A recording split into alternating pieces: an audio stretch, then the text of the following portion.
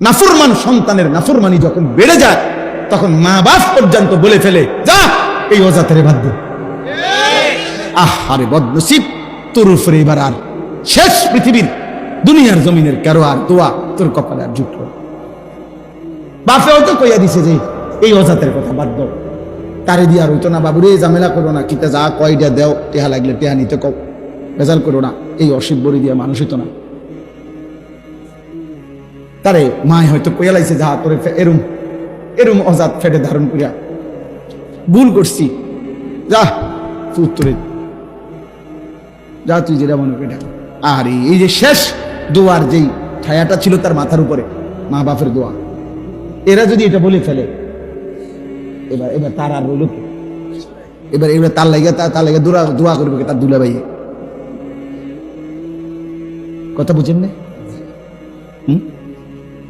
মা বাবার দোয়ার চাইতে, আল্লাহ রসুলের পরে মা বাবার দোয়া, মা বাবার দোয়ার চাইতে পৃথিবীর কোন পীর, আউলিয়া, বুজুর্গ, পৃথিবীর সব পীর যদি একটা বাইকটা বড়ি বানাইও দেয়, আব্দুল কাদের জিলানী রহমতুল্লাহ আলাইহি যদি 1,00,000 বার আইনাও তোমার যদি বড়ি বানাইয়া দেয়, মায়ের একবারের দীর্ঘ নিঃশ্বাস আফসোস, মা যদি একবার বলে ফেলে, আফু কি করলি আমারে, কি কইলি আমারে, তো তোরে যদি আব্দুল কাদের জিলানীও বাইকটা খাওয়ায়, তোরে কেউ বাঁচাইতে পারবে না।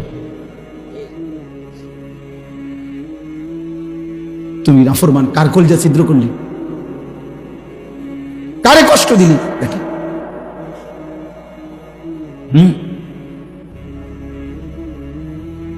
এজন্য আমি সব সময় বলি, মা বাবার খেদমত কষ্টকর, এটা আল্লাহ আবু জানে, রসুলও জানে।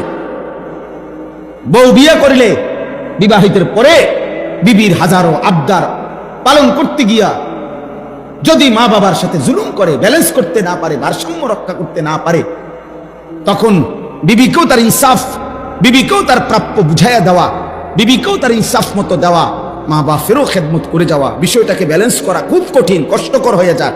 কিন্তু এটা তো কষ্টকর আল্লাহও জানে, রসুলও জানে। এই জন্যই তো আল্লাহ এবং তার রসুল পুরা কোরআন এবং নবীর হাদিসে অসংখ্য অগণিতবার মা বাবার খেদমতের এত ফজিলত কি লেখা কইছে। বিষয়টা যদি 10টি আর মুড়ি আর 2 আন বংখামানি হইতো, তো মায়ের কদমের নিচে বেহেশত দিয়া লাইছে, এই বুঝে বন 2 আনের লেগা। বুঝেন না আপনি কথাটা? বিষয়টা যে কঠিন, এটা তো একটু কি কঠিন, এই কঠিনটা জয় করার জন্যই তো, এই কঠিনটাকে তো আপনাকে করে যাইতে হবে। এই জন্য বললাম, ভাই আমার, বন্ধু আমার, বাবা আমার, আপনাদের কাছেও বলি, বাবারা যারা আছে, যত কষ্টই হয় সন্তানের অভিশাপ দিবেন না, বলেন ইনশাআল্লাহ। সন্তানের কি দিয়েন না, অভিশাপ। কষ্ট যাই হোক পাইছেন, মাফ করে দিয়ে। মা আছেন যারা পর্দার আড়ালে, ওনাদেরকে বলি, মা মাফ করে দিয়ে। নবী সাল্লাল্লাহু আলাইহি সাল্লাম বলছে, তোমরা ওই মুরগ লা তাসুবুদ্দিক, ওইটারও পর্যন্ত গালি দিও না।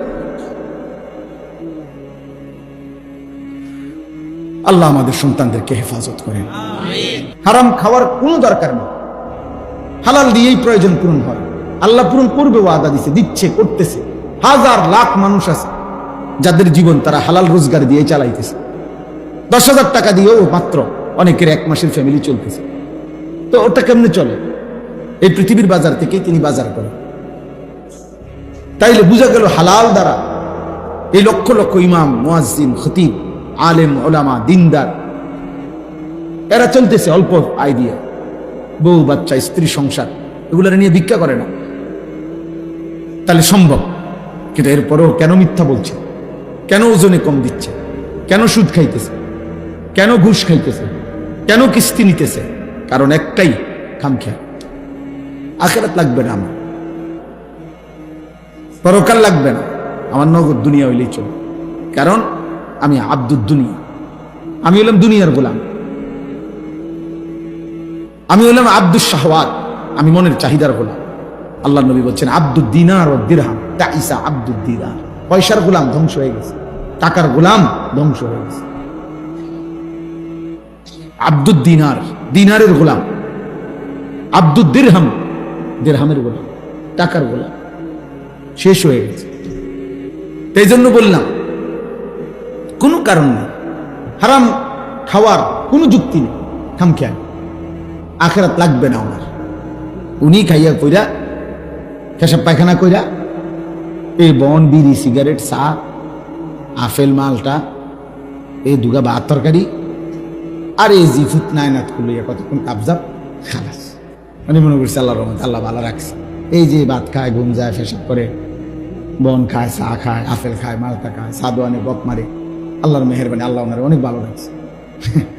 খালাস, খাইয়া পইরা কোনো রকম শুয়ে টুইয়া মইরা যাও, মরলেই তো শেষ, আর কিছু নেই, মরলেই তো আর কিছু নেই। বিষয়টা কি আসলে এমন? মরলে আর কিছু নেই তো?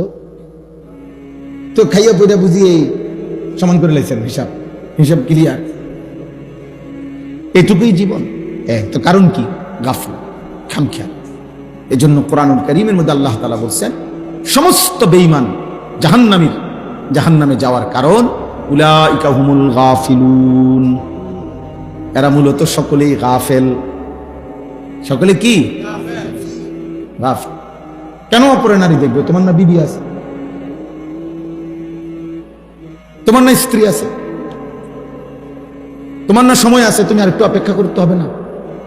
তুমি অবিবাহিত, তো অপেক্ষা করো। এই পৃথিবীর মানুষের সব প্রয়োজন তো একদিনে পূরণ হয় না। আর এটা সিস্টেমও না, এটা যুক্তিও না, এটা যুক্তিও না। ক্লাস 8-এ পড়ুয়া ছেলে যদি বলে আমি এবছরই 8-এ পরীক্ষাও দিব, এসএসসি পরীক্ষাও দিব, তো হবে না। এসএসসি পরীক্ষার্থীর ছেলেটা যদি এবছরই এসএসসিও দিবে, আবার অনার্সও দিবে, এটাকে হবে না। তো আপনাকে একটা স্টেজ পার করতে হবে না? আপনাকে একটা ধারাবাহিক সিরিয়াল মেনটেন করতে হবে কিনা? তো এইটাও পূরণ হবে, নিজের চাহিদাও তো পূরণ হবে। এটার জন্য নিজের থেকে কুত্তার মতো হওয়ার কি আছে? নারীর প্রতি যাদের হারাম চাহিদা, এই নারী, ছবি, গান, অশ্লীলতা, বেহায়াপনা, মোবাইলের ছবি, অশ্লীল, শতভাগ সত্য কথা বা এটা কুত্তার স্বভাব, এটা কুত্তার স্বভাব। লজ্জাস্থানের চাহিদা যার গুনাহ, এই স্বভাব কুত্তার স্বভাব, এই চাহিদা কুত্তার চাহিদা।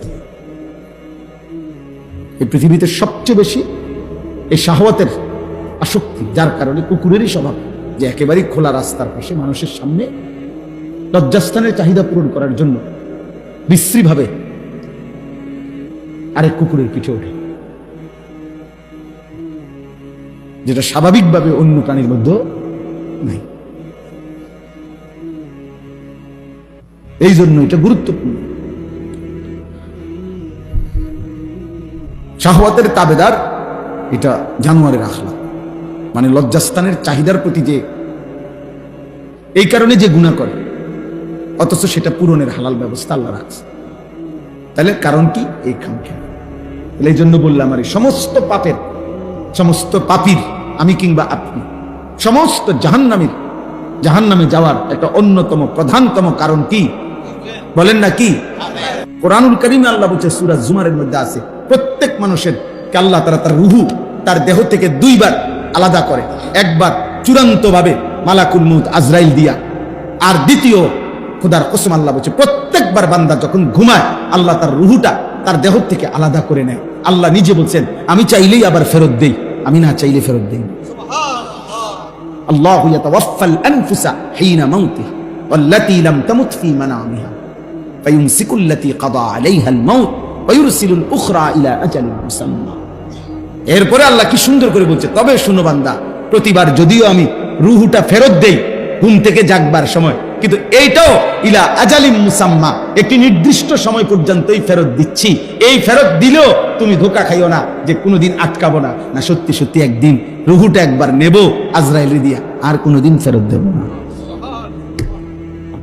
30 বছর ফেরত দিছি, 60 বছর হয়তো ফেরত দিছি, প্রতিবার ঘুমের কারণে বারবার ফেরত দিছি। এটা দেখে মনে করো না যে আমি প্রতিবার, না, একদিন এমন আসবে যেদিন আমি নেব রূহটা, সেদিন আর দেব।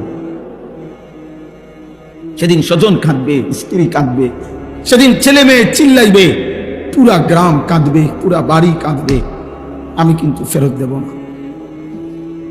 ছোট্ট বাচ্চা, কোলের বাচ্চার কান্নাও আমি আল্লাহ তাআলার দয়া আর হবে না, আমি আর ফেরত দেব।